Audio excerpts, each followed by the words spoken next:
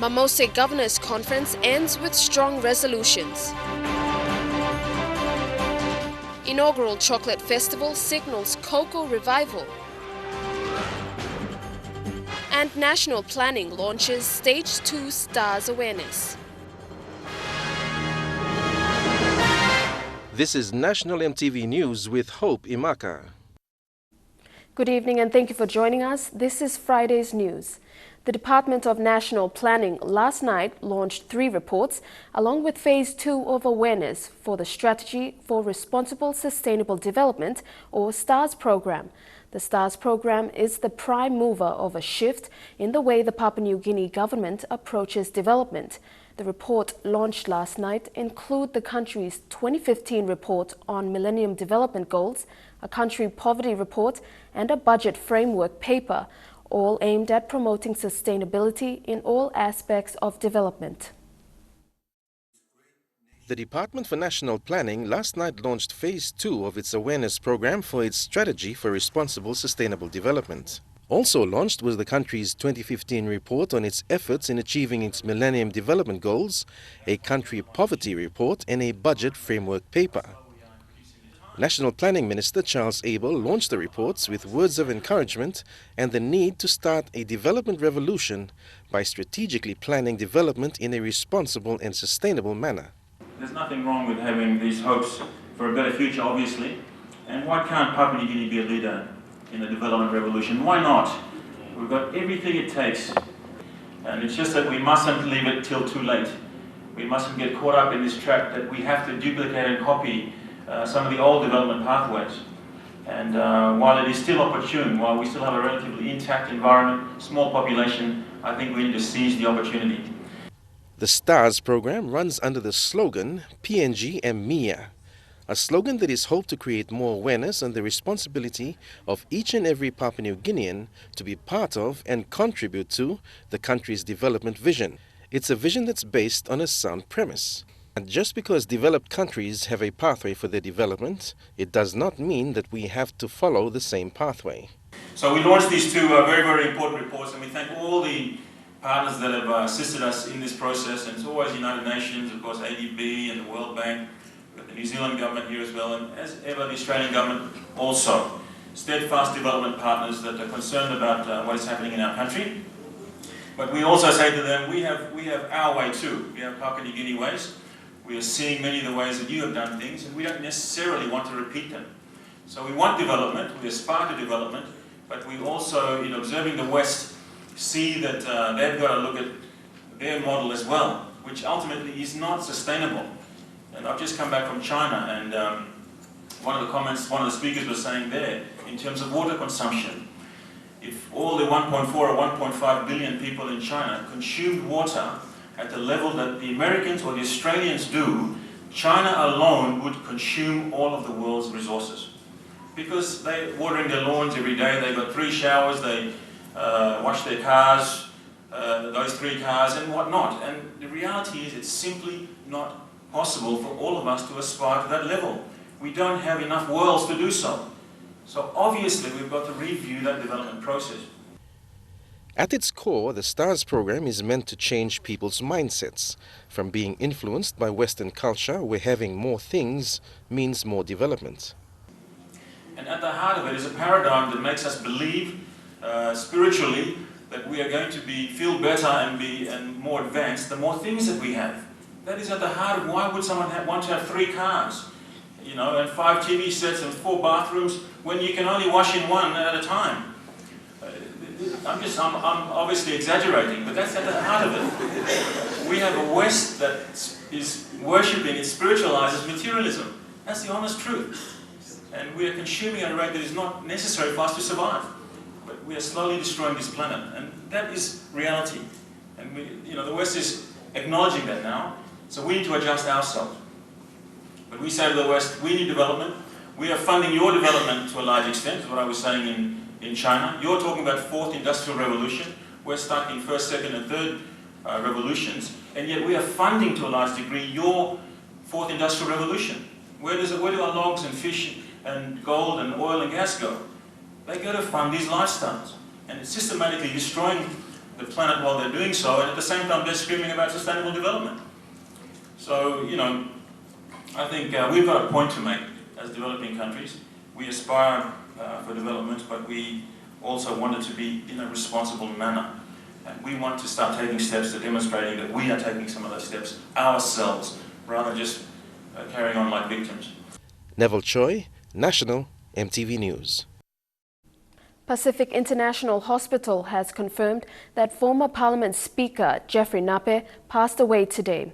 Mr. Nape was the former member for Sinesine Yongomuk and was Speaker during the political impasse in 2011. EMTV spoke with the Chief Executive Officer of PIH this afternoon. Yes, that is sadly true. We can confirm that Mr. Nape passed away at PIH this morning. Yes. Member-elect for South Bougainville, Timothy Masio, is determined to improve communication among the people of Bougainville and stakeholders as the autonomous region moves towards another referendum. Mr. Masio takes over from former MP Stephen Kama, who passed away this year. Fabian Haklitz spoke to the newly elected MP in an exclusive interview. His declaration follows a by-election after the South Bougainville electorate seat was left vacant by former late MP Stephen Kama, who passed away early this year. Timothy Masio, a member of the People's Progress Party, is the newly elected member for South Bougainville, declared this week after polling 8,323 votes. I have already started talking to a private radio station from Bougainville to support this private radio station to set up in Buin. And with the help of the district, we believe that we can disseminate information to the people. I think that's the fastest way. Radio would be the fastest way, and then when we get used to get a lot of things organized, we need a constant power supply, effective power supply. We can of course have television coming in so that we can get the information across to our people. And Masio has plans in moving South Bougainville forward that will require support from the people and governing authorities. One of the challenges is maintaining lasting peace. Of time. But of course, within this short period of time, a lot of things can happen. We have challenges in Bougainville, in South Bougainville especially. We have political challenges. We have social issues like law and order and other cross-cutting issues that needs to be addressed. And you know, the challenges are so huge, but I don't really see that as a problem because I know with my experience having worked for a political office. Fabian Haklitz, National EMTV News, Buka. 17 students from the autonomous region of Bougainville who were studying at the University of Papua New Guinea arrived home in Buka this afternoon. The students were welcomed by their parents and families at Buka Airport. One parent expressed disappointment, saying it was a rushed decision by authorities and was not in the best interest of students. Their arrival follows the termination of classes by the UPNG Council this week.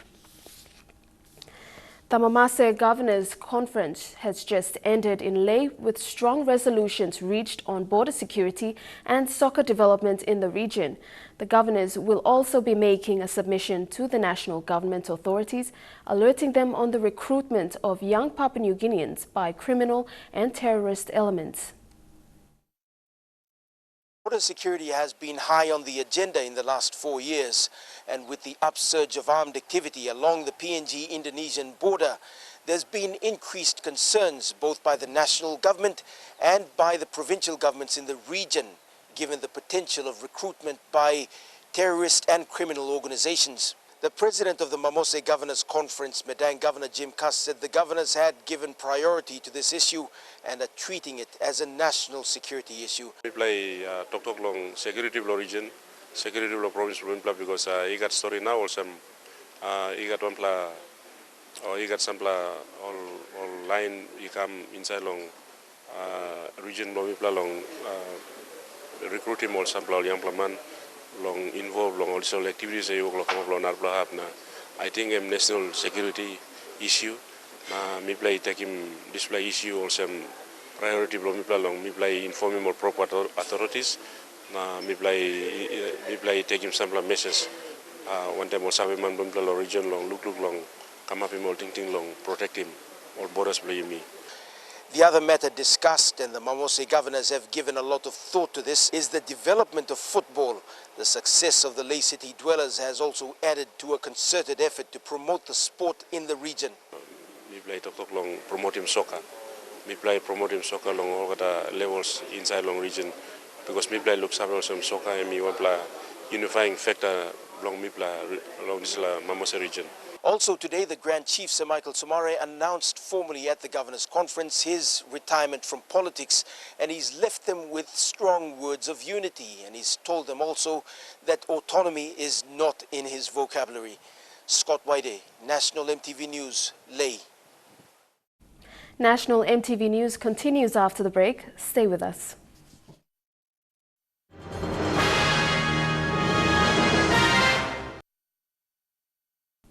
Welcome back to the news.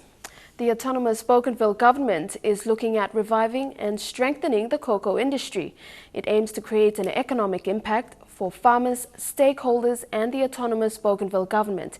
Nicholas Daku, the primary industry minister in the autonomous Bougainville government, said this at the inaugural chocolate festival. Fabian Haklet with this report. It's the first ever chocolate festival hosted by the autonomous region of Bougainville and the two venues of Buin and Arawa. It attracted farmers and stakeholders looking at means and ways to improve cocoa production and volume of market. And the autonomous Bougainville government has seen this as an opportunity to improve its economic growth, says the primary industry minister, Nicholas Daku. Not only has but the chocolate festival aimed to boost the tourism industry. We must be smart enough. We must be smarter than the others to capture the current market prices. Cocoa is the only product, only commodity that the price is rising. Over the last 10 years, the price of cocoa has been rising more than 200%. So I think this is going to continue. And with the chocolate festival on Bougainville, it is going to give impetus to the farmers to go into farming with our assistance in management, in farm technology, with new ways of doing things. I think we will be capitalizing. Firstly, we have to bring the production up so we can capitalize on the market. Productive partnership in agriculture is an element that will drive the cocoa industry in the autonomous region of Bougainville. Stakeholders share their ideas how they can partner with farmers in improving the quality of cocoa production. They will pass that information to Enugu and we assist them by the chain of that process all the way to the final destination.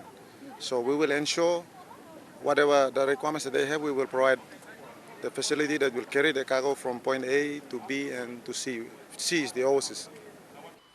The Australian government will continue to support Bougainville's agriculture development in the cocoa industry through research and infrastructure support. This is to ensure that farmers in the autonomous region are empowered to increase quantity and quality, gaining access to better markets. International judges with cocoa farmers. In these international judges were from very, very big companies that buy cocoa from around the world, and they were quite excited to be here in Bougainville, learning more about Bougainville cocoa, seeing how good Bougainville cocoa was. So that's been a great success. But in the future, we're going to have things like the Commodity Support Facility, which is able to provide small grants to farmers who want to improve their cocoa. The chocolate samples have been tested by international chocolatiers and feedbacks were provided to lift the production of high-quality Bougainville cocoa. Fabian Hakalitz, National MTV News, Boca. Landowners in the PNG LNG project are concerned with the slow process taken by authorities to resolve the equity share. Landowners say the national government and Hela provincial government must address what they claim has been dragging on for far too long. Meanwhile, Koma Magarima MP Francis Potape says a forum should be held to discuss a way forward. Since the government and landowners agreed and signed documents for the LBBSA and UBSA in Kokopo 2009, the 4.27 equity share remains an outstanding concern for the resource owners. In a news conference this week in Port Moresby, landowners expressed the long delay by the government and are curious the next action government will take. Maybe you might mortgage our benefits. You come out and tell us clear where our equities are, free carry 2%. With the petition delivered to the government and relevant stakeholders this Tuesday, the landowners are anxious for answers from the government. We are ready to buy the equity ourselves. So we want government to set a date as to when and where we will meet and start negotiating on this. Meanwhile, Koroba Kopiagu MP Philip Undialu has left for Australia for discussions with financial organizations for the 4.27 equity. I will be traveling to Sydney to talk with financiers for discussion to secure the 4.2. They are funding for the 4.27% equity already. However, Komamagrima MP Francis Potapes says Undialu's decision to go overseas is not right, but a forum be held in Tari for landowners, political leaders and Ella provincial government. It's a wrong move by my friend. It's a wrong move. These sort of big decisions will not be made by me or one individual. That's right. One individual. These sort of big decisions will be made together. 3 days has elapsed from the 7-day petition handed to the government. People have fed and sick and tired and enough. We are appealing to the government. The government must come clear after receiving this petition where people are prepared. Jack Lapava Jr., National, EMTV News. A contract was signed today between the state and the contractor for the Menyama Hydro project. The project is worth over 16 million kina and is expected to benefit over 80,000 people in the Menyama district of the Morobe province. Member for Menyama Benjamin Philip was present at the Government House this morning to witness the signing of the contract for the hydro project. The signing was between the state, represented by Dr. Clement Waine, Acting Secretary for the Department of Public Enterprise and State Investments, and Jimmy Poe from the contractor Jurudaya Construction PNG Limited. Mr. Philip said the project took 20 years to get to this stage, and when completed, the project will steer in more new developments to the district. Goods and services inside of kind places and many one difficult place. Now Misa try best. I'm staff member now also one something where me Hamamas long and on this hydro let me stop 5-year development plan for me. Now me stop number 3 priority now me achieving 3 priority one them road, hydropower and high school. Now me achieving now or people from me only by a big plan master. Dr. Clement also said the project was a long time coming and it will see more services being provided to the rural areas of the district. Power brings prosperity. What you're bringing now is prosperity to the people of Mineo. So that, I think, is the point that needs to be made. This project would be very beneficial to the rural population of Minema district. Through the initiative of this government, through the leadership of Honorable Benjamin Philip. The contractor, Jurudaya Construction PNG Limited, said work on the hydro project will begin immediately and will take 12 months to complete. Deli Waigeno, National, EMTV News. And now looking at our finance news, the kina closed unchanged at $0.3160 US in the interbank market. At Bank South Pacific, your kina was buying $0.3085 US, $0.4093 Australian dollars, $0.2759 euro, and 30.71 Japanese yen. Looking at commodity prices at New York close, cocoa closed higher, while gold, coffee, and copper closed the day lower. Copper closed lower, crude oil is trading higher, while palm oil closed the day unchanged. And on the stock market, the Dow Jones closed at 22.7 points lower, the ASX is trading at 1.48 points higher, and the All Ordinaries is trading at 3.62 points higher. Among stories after the break, the fatal shooting of police officers in the United States. Stay with us.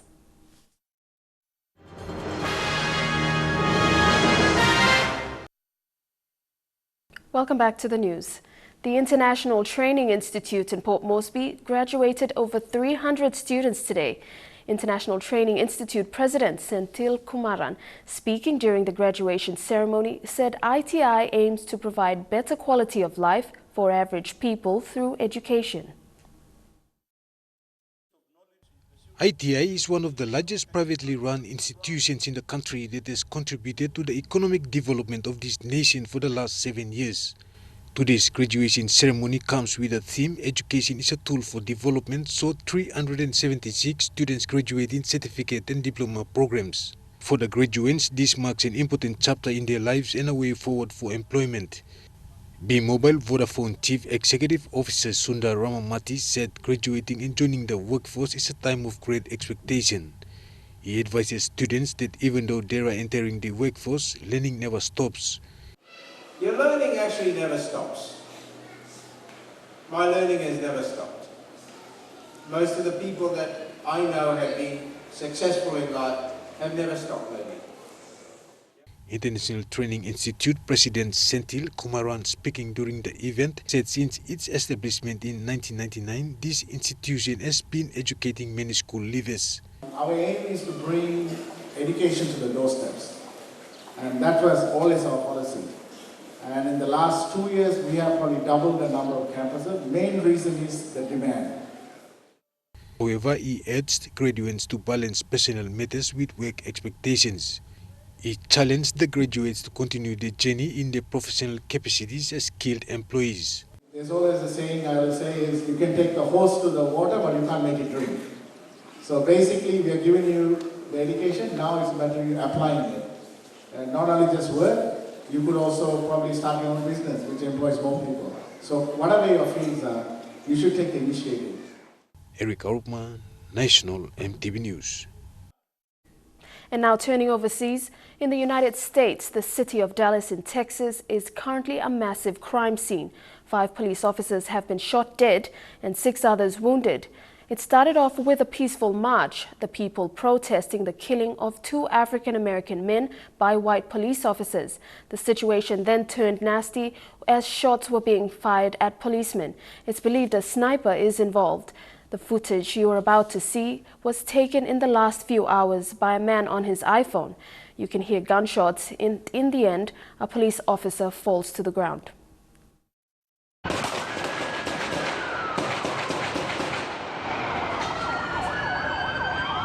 Holy.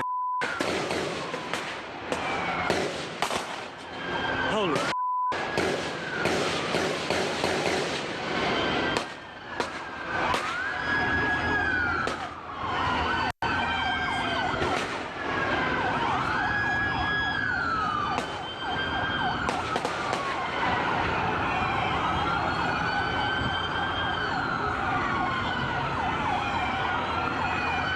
They're shooting right now, and there's an officer down. It's coming from the right over there, from around these buildings. I don't know where. Main Street and Lamar. This is Main Street and Lamar.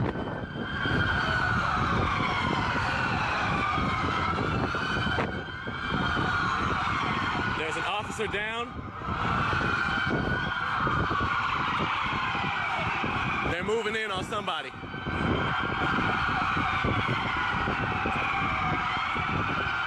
I think they might have got somebody.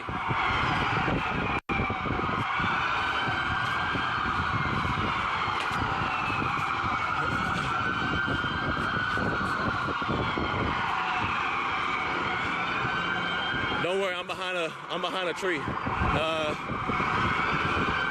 I think another officer's down around the corner over here. They got SWAT over here. I can't really get any closer. I'm safe, man. Don't worry about it.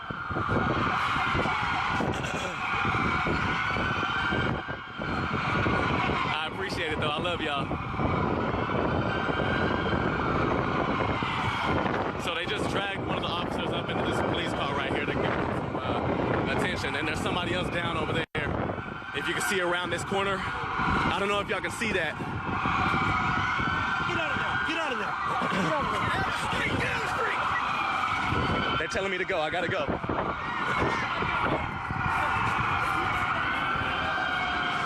Hey, you have I got everything, man. I got everything.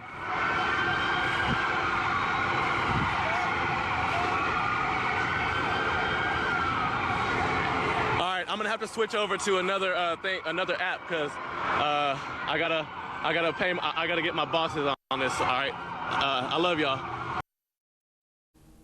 Brazil is just a month away from hosting the 2016 Olympic Games, with fears of the Zika virus keeping a number of high-profile athletes at home.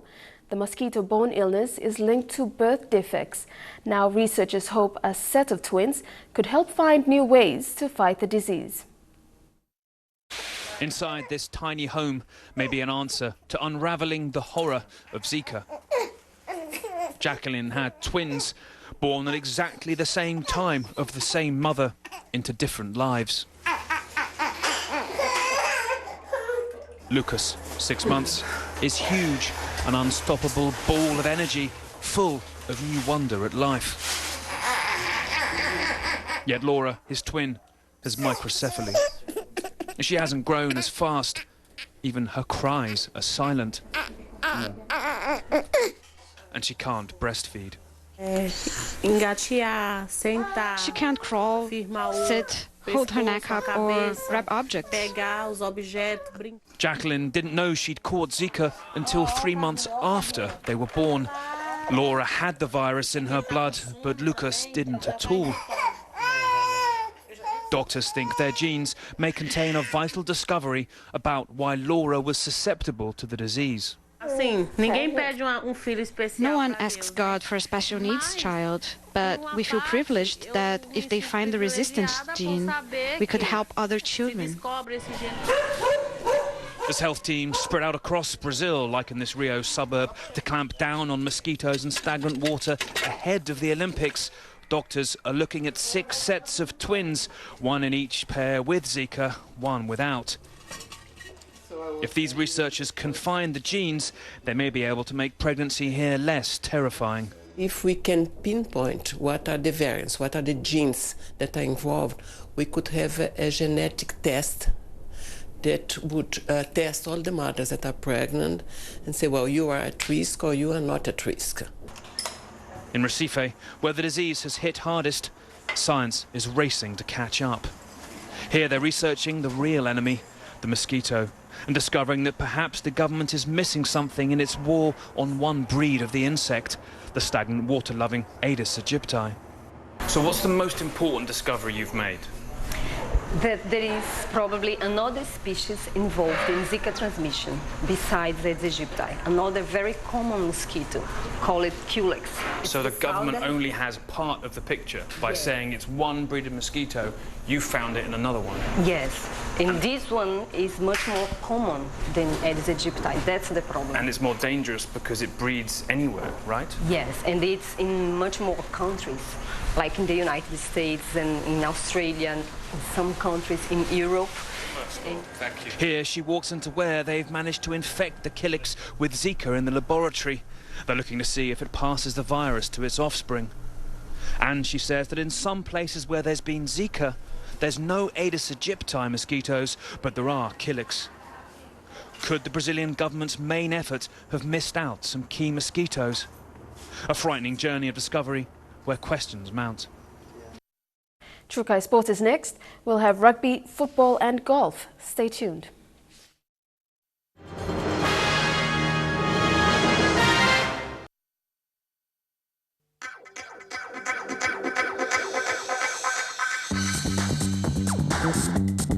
Chukai Sports.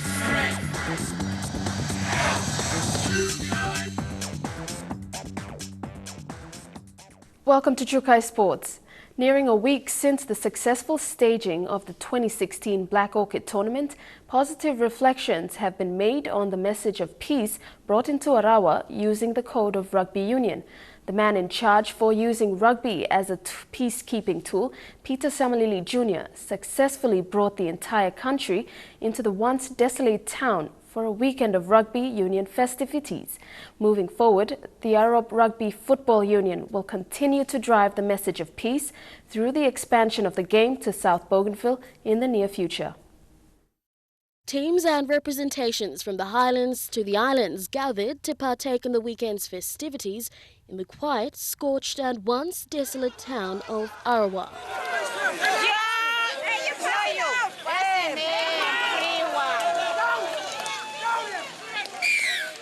While the tournament was the biggest of its kind in the country, the end result was far greater than just the successful staging of the event. The experience alone coming here is in line with our objective of the tournament, which is to bring peace. This is the first time they're coming together like they've never done before. This is an absolute intervention of peace into Arawa, which is, to many people around the world, is the heart of the civil unrest, 22 years ago. Today is totally different. Today, you would not even think that this sort of situation we were placed with many years ago. Today you're seeing kids running around throwing a rugby ball with the message for hope and peace. Peter Chamlili Jr., a firm believer of rugby's ability to drive peace, has and will continue to use the code as a rehabilitation tool for communities throughout Bougainville. Witnessing in the last 2 days where there's kids and mothers and families all coming out here, it's been an absolute blessing. I can't speak of how wonderful this event has been and the impact it has had, particularly for the Bougainvilleans or the young men and women that have been part of this civil unrest. But the prospect of taking rugby into other communities does not just end in Arawa. Moving forward, the union has plans to take the Black Orchid concept into South Bougainville, a move that will complement the desired outcome of instilling peace and harmony throughout the entire island. Lorraine Genia, National EMTV Sports. With the FIFA Under-20 Women's World Cup fast approaching, football fever is hitting the shores of all regions of the country. For the small island region of Bougainville, the code may not be the biggest, but it certainly is a favorite amongst the womenfolk. MTV's Lorraine Genia caught up with the number of footballers in Buka.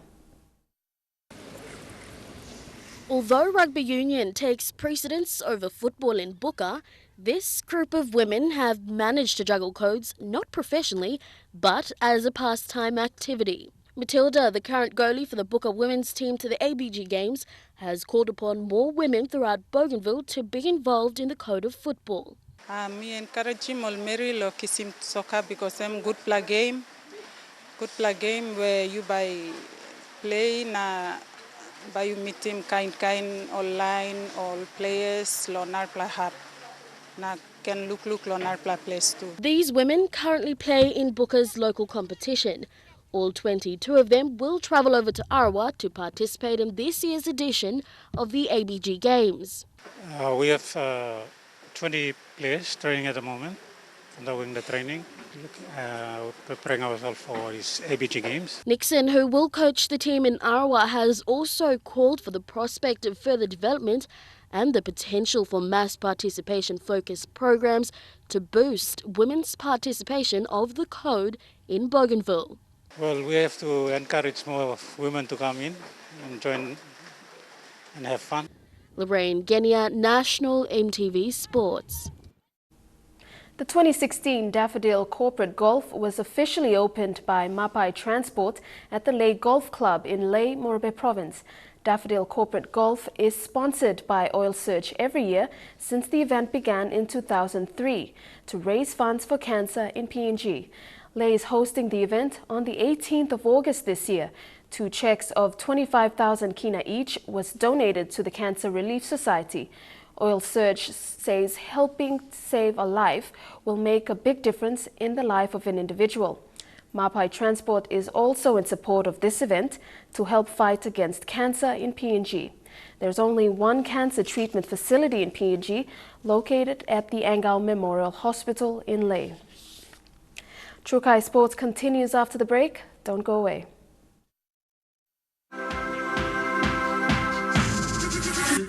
Trukai Sports. Welcome back to Trukai Sports. Netball in Papua New Guinea is reaching another milestone as the fraternity concentrates on developing young talent. The successful staging of the Junior Netball Championship in the last 3 days only complemented the joint efforts of the fraternity and various stakeholders to develop high-quality players. Capacity building is the main junior development aim of the code, as more players from around the country display their talents on a national scale in the last 3 days of the championship. PNG Netball Federation President Julian Leka Maliaki says these are talents that should be enhanced to bring the sport forward. This championships this year has brought out a lot of potential and brought out a lot of reason why we should continue developing our juniors. The excitement and the energy that the young kids bring is nothing more than what a sports organization should desire. Other stakeholders such as the National Gaming Control Board and VT's Industries have shown great interest, having committed the support as well. As financial support will go to help and support the PNG Netball Federation to promote netball code throughout the country. Meanwhile, associations play a big role in teaching the sport and bringing these young players out to bigger competitions like the championship where they get exposure. Despite not having good facilities, some of the players in smaller associations such as the Mokele Junior Netball Association have proven talented, and that has allowed them to participate in the championship. Federation President Leka Maliaki says the championship is the main platform where talents are scouted. Dini Rose Raiko, National EMTV Sports. NCD Volleyball Association will be heading into second round of their 2016 season at the Taurama Aquatic Center. The competition is heating up with a high level of skilled players. Teams are expected to bring in better coordinated setter-hitter combinations to win their matches. The women's division Ella Motors and PTPSL Telecom are on the two top spots as of last weekend's round 1 game after beating Jamas and MJ Electrical Gumiat. Scorpions are currently occupying third placing, and the upcoming game will be the one they have to win to improve their ranking, if not maintain the spot. Scorpions are expected to rely heavily on the likes of international players Issa Hicks and Michelle Wallow to keep them from an offset. Meanwhile, in the men's division, Strive Stars is tipped to upset ADF Laudano. MJ Electrical Umiat will take on 1-6 Power. Scorpions are expected to contain Jamas. Valima takes on Ella Motors, and ADF Laudano will battle it out with Strive Stars. Dini Rose Raiko, National EMTV Sports. And that ends Trukai Sports. I'll have the weather details when we come back. Stay with us. Trukai Sports.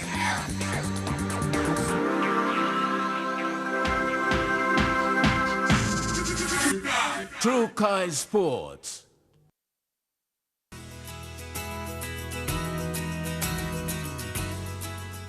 Your weather forecast for tonight and tomorrow. In the southern region, fine weather and cold with chances of early morning fog for Port Moresby and Kerema.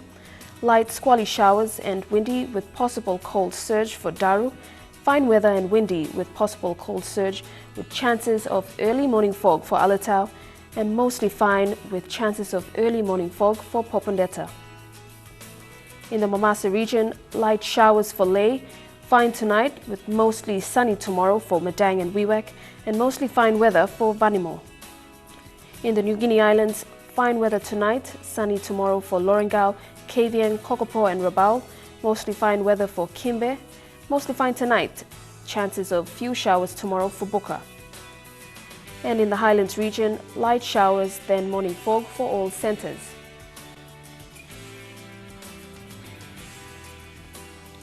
Forecast for small ships for the next 24 hours.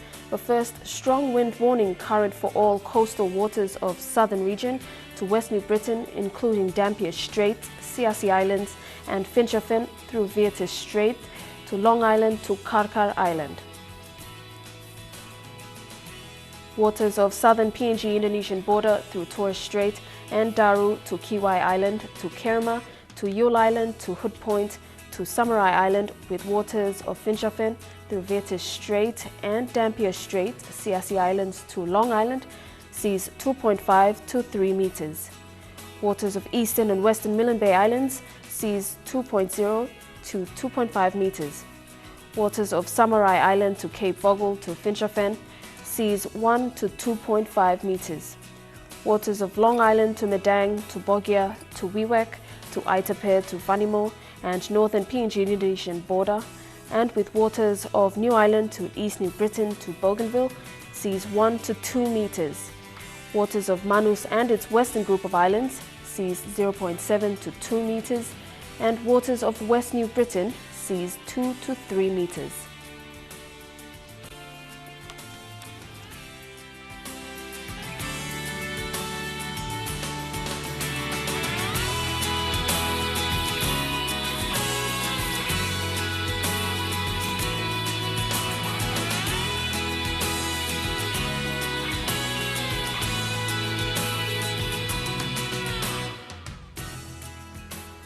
Ocean forecast for PNG areas. In the Coral Sea, seas moderate to rather rough with southeast winds at 15 to 25 knots with gusts. In the Solomon Sea, seas moderate to rough with southeast winds at 15 to 25 knots, reaching 34 knots at times. Bismarck Sea, seas rough with southeast winds at 20 to 34 knots with gusts. And in the Pacific Ocean, seas slight to moderate with southeast winds at 11 to 16 knots. And that's the way it is this Friday, the 8th of July. From the news team, pleasant viewing. Good night.